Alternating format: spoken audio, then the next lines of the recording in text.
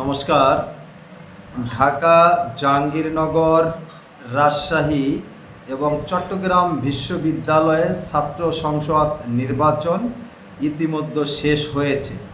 এই নির্বাচনে সংখ্যাগরিষ্ঠ লাভ করেছে বা বিজয় লাভ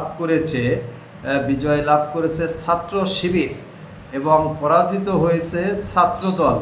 আপনারা সকলে জানেন ছাত্রলীগকে এই নির্বাচনে অংশগ্রহণ করতে দেওয়া হয়নি, অর্থাৎ ছাত্রলীগের রাজনৈতিক কার্যক্রম নিষিদ্ধ করা হয়েছে।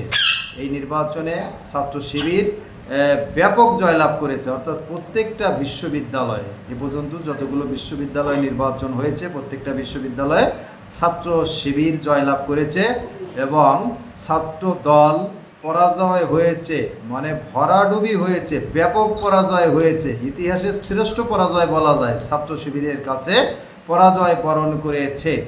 অনুপস্থিত ছিল ছাত্রলীগ, অর্থাৎ ছাত্রলীগকে নির্বাচনে অংশগ্রহণ করতে দেওয়া হয়নি। সকলে জানেন 1971 সালে স্বাধীনতার সময় ছাত্র শিবিরের মূল দল হচ্ছে জামাত ইসলাম বাংলাদেশের স্বাধীনতার বিপক্ষে ছিল, অর্থাৎ পাকিস্তানের পক্ষে ছিল। স্বাধীনতা তারা চায়নি। আর ছাত্র দলের মূল সংগঠন বিএনপি, বাংলাদেশ জাতীয়তাবাদী দল বিএনপি কিন্তু স্বাধীনতার পক্ষের দল। 1971 সালে মুক্তিযুদ্ধ তারা করেছিল, তাদের অনেক নেতাকর্মী শহীদ হয়েছিল মুক্তিযুদ্ধে অংশগ্রহণ করে। আজকে দেশ স্বাধীন হয়েছে 54 বছর পরে ছাত্র শিবিরের এই বিজয়। কেন এত বড় বিজয়? ছাত্র দলের মতো একটি বৃহৎ দল, একটি বড় সংগঠন কেন পরাজিত হলো, এই বিষয়ে আমি বলতে চাই বা আপনাদের মাঝে শেয়ার করতে চাই। 5ই আগস্টের পর 2024 সালের 5ই আগস্টের পর আওয়ামী লীগ সরকার বিদায়ের পরে বিএনপির কার্যক্রমে কি জনগণ অধিষ্ঠিত হয়ে গেছে?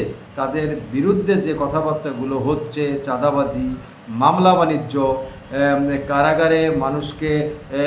কারাগারে মানুষকে ঢুকানোর জন্য চেষ্টা, অর্থাৎ আওয়ামী লীগের নেতাকর্মীদের উপর হামলা, মব, বিভিন্ন অভিযোগ তাদের ভিতর আছে। এইসব অভিযোগের কারণে কি মানুষ বা ছাত্র শিবিরকে ভোট দিয়েছে বা অন্য কি কারণ, অথবা ছাত্রলীগ নেই বিদায় কি ছাত্র শিবির আজকে জয়লাভ করলো? আপনারা আপনাদের মতামত কমেন্ট বক্সে জানাবেন, এই আশা রেখে শেষ করছি। সকলে ভালো থাকবেন, আবার কথা হবে। নমস্কার।